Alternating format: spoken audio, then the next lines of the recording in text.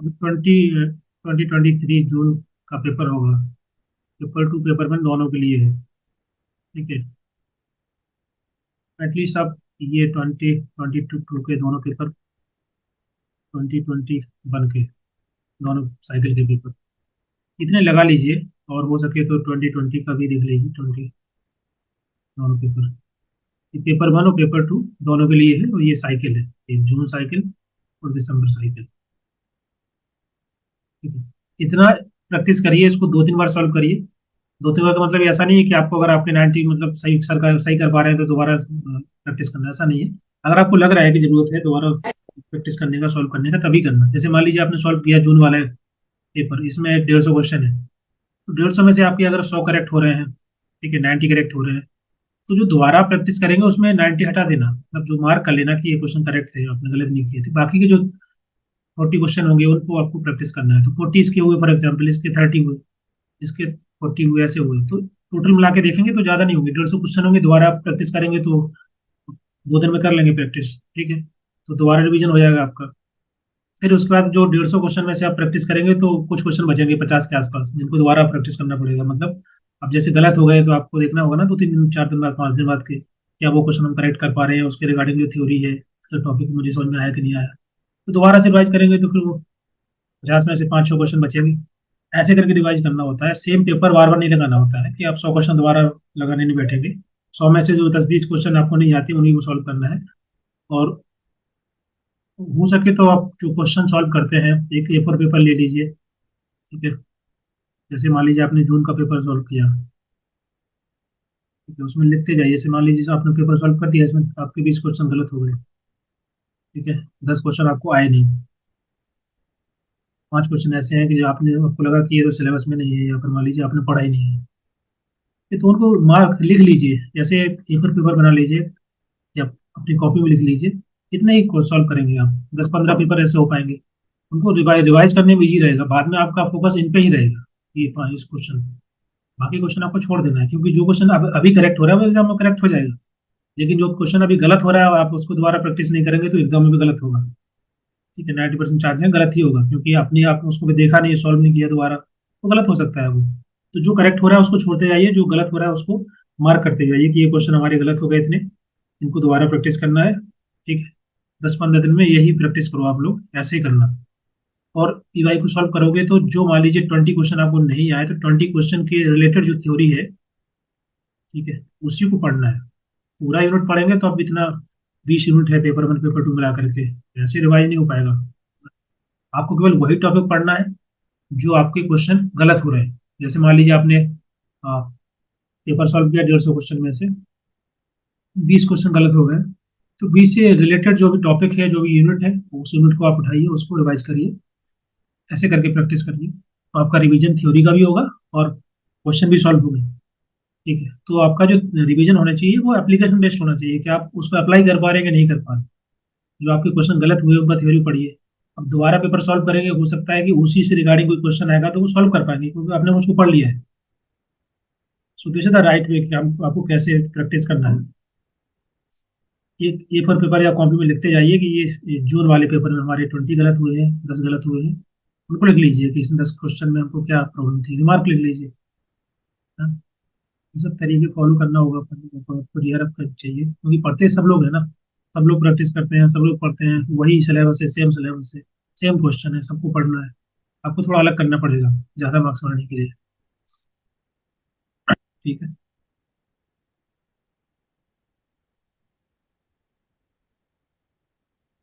और जो टॉपिक आपका स्ट्रांग है, आपने पढ़ लिया है, आप बार बार उसको मत रिपीट करो।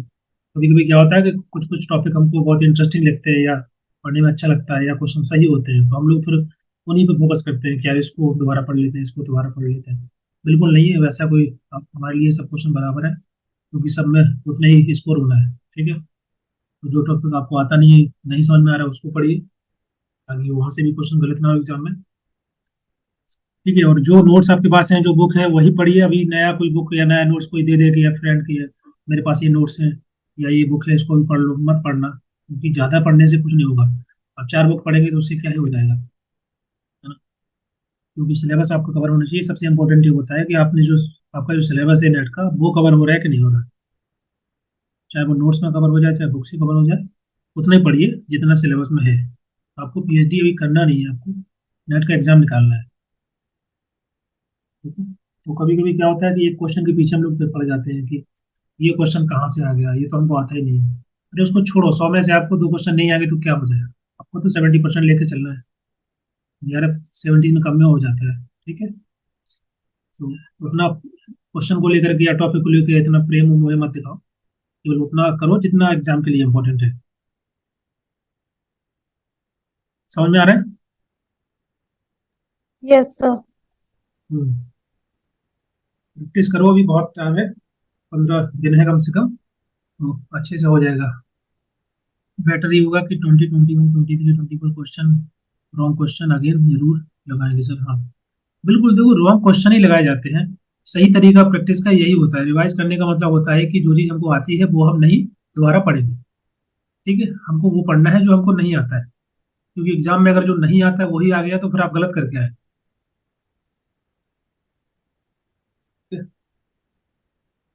सो रिवर्स इंजीनियरिंग करना है आपको, क्वेश्चन सॉल्व करने हैं, क्वेश्चन सॉल्व करने के बाद फिर थ्योरी पढ़ना है। ठीक है। मैं हमेशा यही फॉलो करता आया हूँ अभी तक जितने भी एग्जाम दिए हैं। आपको क्वेश्चन को समझना है, पैटर्न क्या है, क्या डिमांड है क्वेश्चन की, कैसे किस टाइप की थ्योरी को मांग रहा है क्वेश्चन। तो क्वेश्चन में कभी कभी ऐसा लिखा होता है कि आप थ्योरी पढ़ भी लेंगे तो भी आंसर नहीं लगा सकते सही से, क्योंकि उसकी लैंग्वेज अलग होती है क्वेश्चन की। आपको क्वेश्चन के अकॉर्डिंग आपको थ्योरी पढ़ना है। ठीक है। कितना डेप्थ चाहिए उसमें क्वेश्चन आंसर में दिख रहा है उतना आपको डेप्थ में पढ़ना पड़ेगा। कोई टॉपिक केवल ऊपर से पढ़ने से काम हो जाता है, जैसे मान लीजिए जितने जितने भी एक्ट हैं, अब एक्ट से जो क्वेश्चन आते हैं उसमें जनरली ईयर रहती है, उसको आपको मैच द फॉलोइंग करना होता है। ओके, यहाँ पर लिस्ट 1 होता है, लिस्ट 2 होता है। अगर आप एक्ट को पूरा ओपन करके एक एक एक्ट को एक एक प्रोविजन पढ़ेंगे, उसका एक एक क्लॉज पढ़ेंगे तो फिर तो पढ़ते रहेंगे। आपको यूपीएससी की तैयारी तो करनी नहीं है, आपको नेट का एग्जाम देना है, और जहाँ पर क्वेश्चन ऐसे आते हैं जहाँ पर ईयर क्लियर करना। हाँ, एक दो क्वेश्चन ऐसे आ जाएंगे एग्जाम में कि जिसमें उसके रिलेटेड या थोड़ा डिटेल में क्वेश्चन पूछ लिया जाता है। तो अब अगर एक दो क्वेश्चन के पीछे पढ़ेंगे फिर तो आप सभी एक्ट पढ़ने में आपको तो 2 साल लग जाएंगे, क्योंकि कम से कम 150 एक्ट है ना। तो आप फोकस करिए कि एक्ट के जितने जो भी मान लीजिए इंपॉर्टेंट 70 है 50 है, तो उनके जो एक्ट ईयर है वो एटलीस्ट याद कर लीजिए, या उनके जो प्रोवी जैसे अमेंडमेंट ईयर है वो याद कर लीजिए। डिटेल में अगर आपको नहीं आता है तो कोई बात नहीं, क्योंकि हमारे एग्जाम में बहुत डिटेल में नहीं पूछा जाता है। ठीक है। तो ऐसे करना है कि आपका एग्जाम क्लियर हो जाए, आपको जेआरएफ चाहिए। आपको अभी इस पे पीएचडी नहीं करना है, पीएचडी बाद में होगा जब जेआरएफ क्लियर हो जाएगी तो।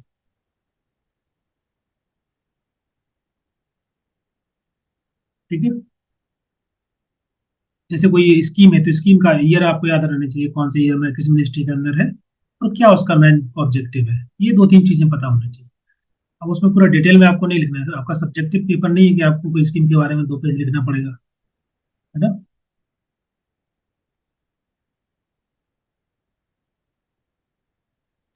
समझ में आ रहा है? Yes sir, yes sir, yes sir, yes. चलिए, कल से आप लोग और जो मैं टाइम टेबल शेयर करता हूँ आपको डेली भेजता हूँ जो प्लान, उसको तो I think I don't know कितने लोगों ने फॉलो किया कि नहीं किया, क्योंकि आप लोगों के जो क्वेश्चन आते हैं ग्रुप में वो उस यूनिट से तो बहुत ही कम होते हैं।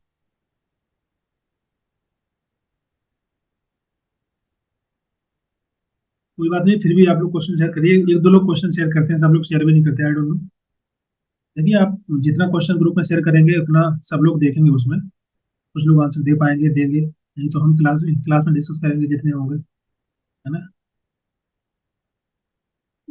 अभी भी टाइम है, 15-20 दिन है। अच्छे से पढ़ो, जो भी डाउट है पूछो, ग्रुप में डालो, जब भी क्लास होता है मैं कवर करूंगा उसको। ठीक है। और पेपर वन पे भी फोकस करना है, पेपर 1 इम्पोर्टेंट है जेआरएफ के लिए। आपको पेपर 1 ही जेआरएफ दिलाएगा, क्योंकि पेपर 2 में तो मान लीजिए कि सब लोग पढ़ रहे हैं तो 60 के आसपास सबके आ जाते हैं, 760 से लेके 70 तक। और मेहनत करेंगे तो आपके 70 से लेके 80 के बीच में आएंगे। तो किसी किसी के 80 से भी ज़्यादा आ जाते हैं, तो कुछ लोग होते हैं। पेपर 1 में आपके जो है आपको लगभग 40 क्वेश्चन करेक्ट करने हैं, ऐसे भी करके 35 से लेके 40। उसके लिए आपको मैथ की रीजनिंग डीआई सब कुछ अच्छे से पढ़ना है और कुछ नहीं छोड़ना है, पढ़ के सब जाना है। जैसे मान लीजिए कोई टॉपिक नहीं आता आपको या डिफिकल्ट लगता है, इट्स ओके, कोई बड़ी बात नहीं। नहीं, पढ़ के जाइए, मान लो हो सकता है वहां से इजी क्वेश्चन आ जाए, तो क्यों छोड़े हम कोई यूनिट को, है ना। सब पढ़ के जाना है, छोड़ना कुछ नहीं है। थोड़ा पढ़ लीजिए, एक बार पढ़ लीजिए, दो बार पढ़ लीजिए, थोड़ा बेसिक आपके दिमाग में रहेगा। चार ऑप्शन वहां दिखेंगे तो क्लिक कर जाएगा, अगर इजी क्वेश्चन है तो सब कुछ पढ़ लेना अच्छे से। पेपर वन और पेपर टू, छोड़ना कुछ। और पिछले 2-3 सालों के पेपर अच्छे से, पेपर वन के भी लगाओ, पेपर टू के भी लगाओ, खूब प्रैक्टिस करो। सर और एक पूरे, चीज और जो कभी, ये सब बोलिए आप। मैं बोल रहा हूँ कि और जो आपका टाइम स्लॉट है, एग्जाम का टाइम स्लॉट जो होता है 9 से 12, 3 से 6, इसमें आप जी सर। बैठिए, इसमें प्रैक्टिस करिए। जैसे मॉक टेस्ट आपको लगाना है, 150 क्वेश्चन लगाने हैं, तो 150 क्वेश्चन इसी टाइम पे लगाइए। ओके, तो आपको हैबिट हो जाएगी उस टाइम पे क्वेश्चन सॉल्व करने की। ठीक है, पैटर्न डेवलप हो जाएगा आपके दिमाग का, आप अच्छे से सॉल्व कर पाएंगे उसी टाइम पे। हैबिट होगी तो एग्जाम में आपका सही से परफॉर्म कर पाएंगे उस टाइम। आपकी बॉडी अडॉप्ट कर लेगी उस टाइम को, क्योंकि आप डेली प्रैक्टिस करेंगे उसी टाइम पे, तो एग्जाम में आपको प्रॉब्लम नहीं होगी। आपको एग्जाम के टाइम पे बहुत ज्यादा प्यास नहीं लगेगी, आपका दिमाग इधर उधर नहीं जाएगा, क्योंकि वो जो टाइम है वो फिक्स हो गया। आप डेली प्रैक्टिस कर रहे हैं उस टाइम पे, तो आप एग्जाम में भी परफॉर्म कर पाए। ठीक है? यही करना, मैंने यही किया था एग्जाम टाइम पे। मैं जो, क्योंकि ये पता नहीं है ना कि हो सकता है मॉर्निंग में हो या इवनिंग में हो, तो आपको दोनों टाइम पे प्रैक्टिस करना है। जब आपका एग्जाम डेट आ जाएगा, एग्जाम आ जाएगा, मतलब एग्जाम का टाइम आ जाएगा, तो सर आप, हमारा तो क्या वो सेकंड शिफ्ट में है ना ये। अच्छा सेकंड शिफ्ट में है, तो ठीक है फिर हाँ 3 से 6। हाँ, तो फिर इसी में करिए, इसको छोड़ दीजिए। ठीक है, तो 3 से 6 में जो है डेली प्रैक्टिस करिए, 15 दिन है। उसका बेनिफिट होगा, आप लोग करके देखिए, आप लोग बाद में बताएंगे। पेपर जो है 3 से 6 के बीच में आप सॉल्व करिए। ठीक है? चाहे मान लीजिए, जरूरी नहीं कि आपको जी 150 ही क्वेश्चन सॉल्व करने हैं। आप 100 कर रहे हैं, 50 कर रहे हैं, 10 कर रहे हैं, 20 कर रहे हैं, इसी टाइम पे करिए। ठीक है? और जो लोग जॉब करते हैं या वो अलग रीजन है, तो you can solve at any time. But अगर आपके पास समय है, आप फ्री है, केवल तैयारी कर रहे हैं, तो at least solve the question on this time.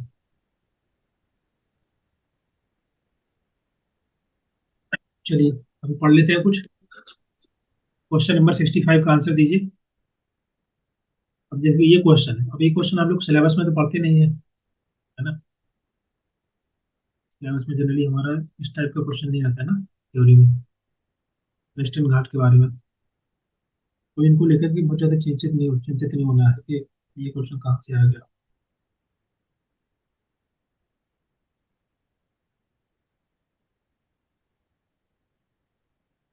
क्या आंसर होगा 65 का?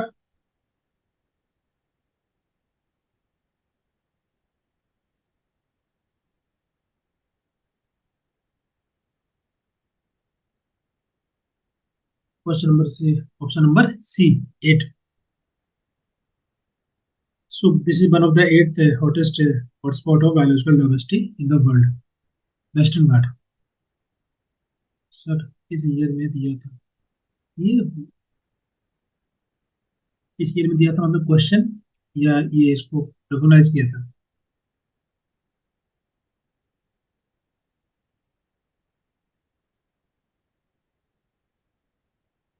ये आंसर होगा।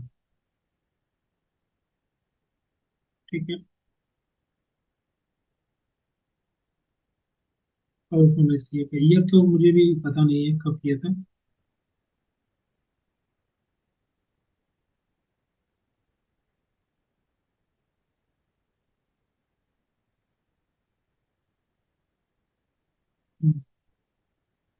ऑप्शन नंबर सी करेक्ट हो जाएगा। ठीक है, this is the eighth most important biodiversity hotspot in the world, western Ghat. हाँ देख लेना, इसकी जो एक्चुअल इंफॉर्मेशन होती है वो आप लोग देख सकते हैं गूगल पे, है ना। क्योंकि बहुत सारी ईयर तो ये होती है कि सब याद नहीं रहती मुझे भी। सब, जैसे मान लो आपको एग्जाम देना होता है तो आप रट लेते हैं, क्योंकि मुझे पढ़ाना है तो मुझे जितना याद रहता है, जो कुछ बेसिक कॉन्सेप्ट होते हैं वो याद रहते हैं। Year it's very difficult to remember all the years. C will be right answer. Next question, question number 91। हम लोग कल बात कर रहे थे वेरिएबल्स के बारे में, तो उसी को आधारित कुछ क्वेश्चन यहाँ पर है, तो आपको बताना है क्या आंसर हो।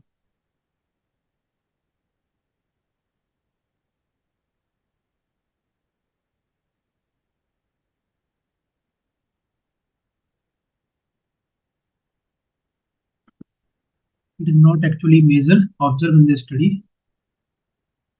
It exist but its influence can't be directly detect. उसको डायरेक्टली हम डिटेक्ट नहीं कर सकते लेकिन उसका प्रभाव होता है।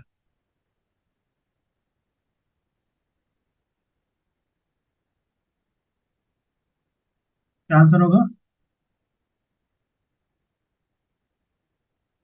कल हम लोग डिस्कस किए थे।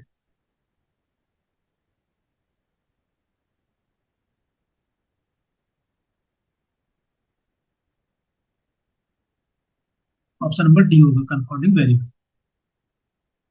एक्स्ट्रा वेरिएबल जो कि हम उसको काउंट नहीं करते लेकिन वो उसका इम्पैक्ट होता है पूरे एक्सपेरिमेंट में। Option number D. Next question, question number 96। ये इंपॉर्टेंट क्वेश्चन है एग्जाम में, मतलब कुछ अगर नया देना चाहें तो वो ऐसे दे सकते हैं कुछ। The systematic review that include only quantitative study and which seeks to summarize these study quantitatively। Basically बात कर रहे हैं क्वांटिटेटिव स्टडी की, उसमें कौन सा हम यूज करते हैं। रिव्यू जैसे करना होता है सिस्टमैटिक रिव्यू ऑफ लिटरेचर या सिस्टमैटिक रिव्यू करते हैं specially in the quantitative study, तो क्या है? Meta synthesis, meta analysis, meta ethnography, meta narrative.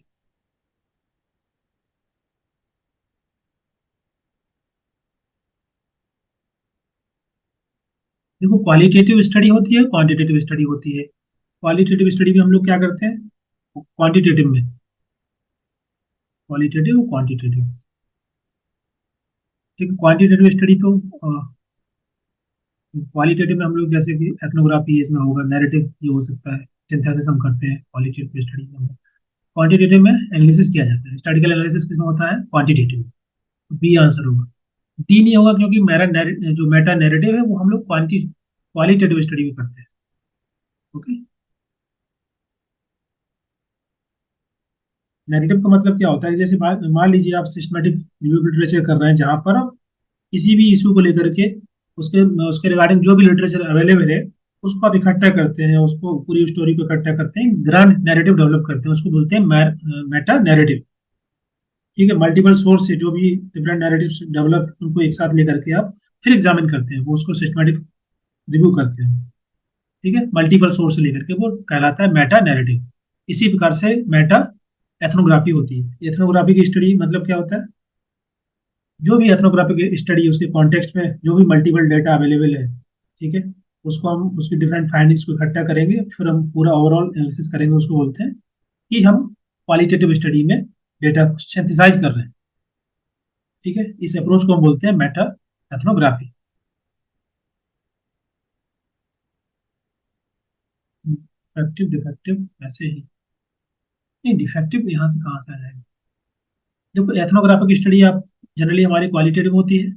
Meta ethnography का मतलब सिंपल है कि जहाँ पर हम मल्टीपल सोर्स से मल्टीपल क्वालिटेटिव स्टडी की जाती है, उससे फिर हम न्यू इंसाइट डेवलप करते हैं। जैसे मान लीजिए आपके पास बहुत सारा लिटरेचर है, अब उसको मल्टीपल डेटा को आप लेकर के इकट्ठा करके फिर उससे एक इंसाइट डेवलप करेंगे, वो कहलाएगी मेटा एथनोग्राफी, जहाँ पर हम क्वालिटेटिव रिसर्च को सिंथेसाइज कर रहे होते हैं। तो क्वालिटेटिव रिसर्च में हम लोग एथनोग्राफिक स्टडी करते हैं, नैरेटिव स्टडी होती है और डेटा सिंथेसिस होता है। तो Meta synthesis, meta ethnography, meta narrative, ये तीनों है आपके क्वालिटेटिव स्टडी। मेटा एनालिसिस होता है क्वांटिटेटिव स्टडी। ठीक है, जहाँ पर मल्टीपल वेरिएबल होते हैं उनके बीच में रिलेशन को फाइंड आउट करते हैं, उनके बीच में, उसको बोलते हैं एनालिसिस करना। और मेटा एनालिसिस का मतलब होता है multiple qualitative study quantitative study को कंबाइन करके जो हम कंक्लूजन निकालते हैं, फाइंडिंग निकालते हैं, उसको बोलते हैं मेटा एनालिसिस। कि ओवरऑल जो है मल्टीपल वेरिएबल्स का क्या ओवरऑल इफेक्ट होगा, उसको हम फाइंड आउट करेंगे, तो वो कहलाएगा आपका मेटा एनालिसिस। ठीक है, तो ये तीनों जो स्टडी है, meta synthesis, meta ethnography, meta narrative, these are the study include in the quantitative, sorry qualitative study, and meta analysis that include in the quantitative study. Clear है? Yes sir. ये आपका क्वालिटेटिव का है, ये भी qualitative में होता है, ये भी क्वालिटेटिव, ये होता है आपका क्वांटिटेटिव। Question number 94। कल हम लोग बात किए थे सैम्पलिंग एरर की और सैम्पलिंग बायसनेस की, तो आज बताइए इसका आंसर क्या होगा।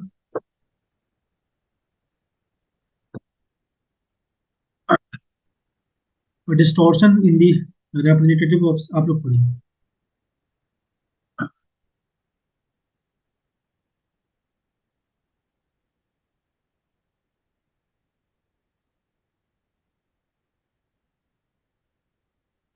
देखिए एग्जाम में बहुत सारी गलती स्टूडेंट जो करते हैं, वो क्वेश्चन को जो है सही से पढ़ नहीं पाते, कभी कभी टाइम लगता है ज़्यादा, या उसका जो लैंग्वेज होता है समझ में नहीं आता है। ठीक है, ये भी गलती होती है, मतलब ये पता नहीं चलता, लेकिन बहुत ये सबसे मतलब मुझे लगता है कि इससे भी बहुत सारे आंसर गलत होते हैं, जब हम भाषा समझ नहीं पाते हैं या कुछ मिस कर देते हैं पूरी लैंग्वेज को में, या उसको पढ़ने में टाइम लग रहा होता है, तो ये भी एक फैक्टर होता है।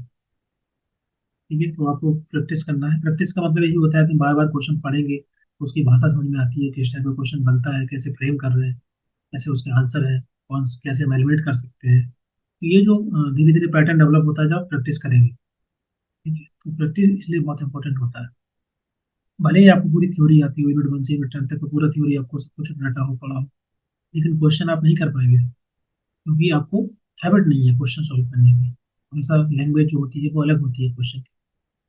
ठीक है, इसका राइट आंसर क्या होगा, आई वन ये मार्क कर रहे हैं। देखिए कल हम लोग डिस्कस कर रहे थे, तो ये गलत कैसे हो सकता है ना। इतना डिस्कस किया, सैम्पलिंग एरर क्या है, सैम्पलिंग बायस क्या है, सैम्पलिंग फ्रेम क्या होता है, स्टिल गलती नहीं होना चाहिए। इसमें लिखा है कि distortion in the representative of a sample arise when some member of the population stand little or no chance of being selected for inclusion in the sample। जैसे मैंने बताया था कि मान लीजिए आप विलेज के अंदर स्टडी करने जा रहे हैं, अगर आपने वहां पर मतलब सैंपल के अंदर महिलाएं ज्यादा हैं पुरुष कम है, आपको प्रोपोर्शनल बराबर लेना था, लेकिन आपने किसी को कम किसी को ज्यादा ले लिया, तो सैम्पलिंग बायसनेस आती है, उसको सैम्पलिंग बायसनेस बोलते हैं कि सही से वो रिप्रेजेंट नहीं करेंगे पॉपुलेशन। ठीक है, या किसी का कम चांस होगा, किसी का इंक्लूजन कम होगा पूरे सैंपल के अंदर, फ्रेम के अंदर, तो सैम्पलिंग बायसनेस आती है। ठीक है, वो बायस बोलते हैं उसको। सैम्पलिंग एरर टाइप वन क्या होता है, बताइए। एरर इन नॉन रिस्पॉन्स का मतलब क्या होता है, कल बताए थे, बोलिए। सर जो रिजेक्ट हो जाता है, क्या हो जाता है, रॉन्गली रिजेक्ट होता है। Wrongly rejected.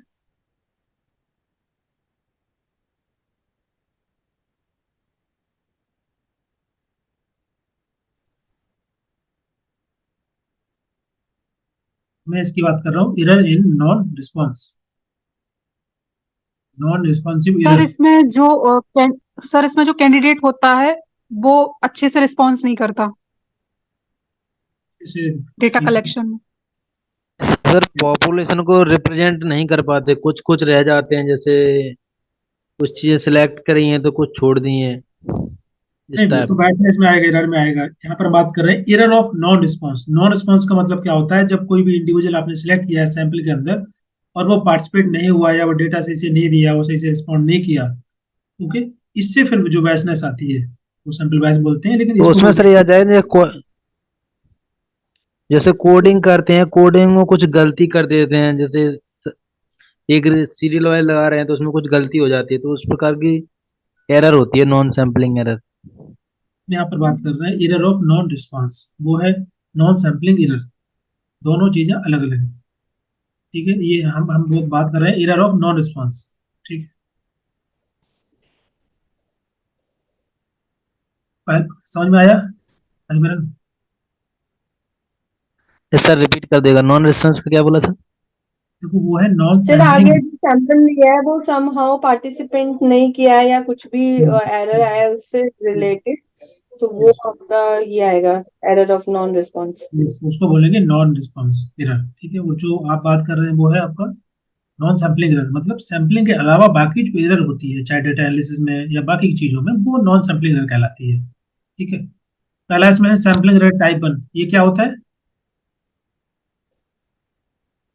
सी दो ऑप्शन तो हम एक्सप्लेन कर ही दिए हैं सारे। सैम्पलिंग बायस कल बताए थे, आज ही होता है कि अगर प्रोपोर्शनेट, अगर आप सैंपल लेना चाहते हैं और प्रोपोर्शन सही नहीं है उसमें, तो फिर वो बायसनेस में आएगा, या किसी प्रकार से सही से रिप्रेजेंट नहीं कर रहा है तो फिर वो बायसनेस के अंदर आ जाएगा। नॉन रिस्पॉन्सिव एरर का मतलब होता है कि जो पार्टिसिपेंट आपके फ्रेम के अंदर है, सैंपल के अंदर है, वो सही से रिस्पॉन्ड नहीं कर रहा है, सही से आप डेटा कलेक्ट नहीं कर पाए, या सही से पार्टिसिपेशन सुनिश्चित नहीं हो पाया उनका, तो फिर वो आपका नॉन रिस्पॉन्स एरर आएगा। सैम्पलिंग एरर का मतलब क्या होता है? Type 1, anybody? टाइप 2?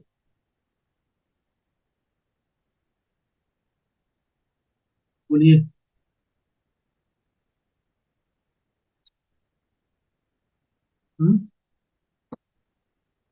सर बता दीजिए, नहीं बता। सैम्पलिंग एरर टाइप 1 कुछ नहीं होता है। टाइप 1 एरर जो हम लोग पढ़ते हैं वो हाइपोथेसिस टाइप 1 एरर होता है, टाइप 2 एरर होता है। ये सैम्पलिंग एरर में ऐसा टाइप 1 टाइप 2 नहीं होते कुछ। टाइप 1 अगर हम बात करें टाइप 1 एरर की, तो टाइप 1 एरर क्या होता है? बोलिए। और टाइप 2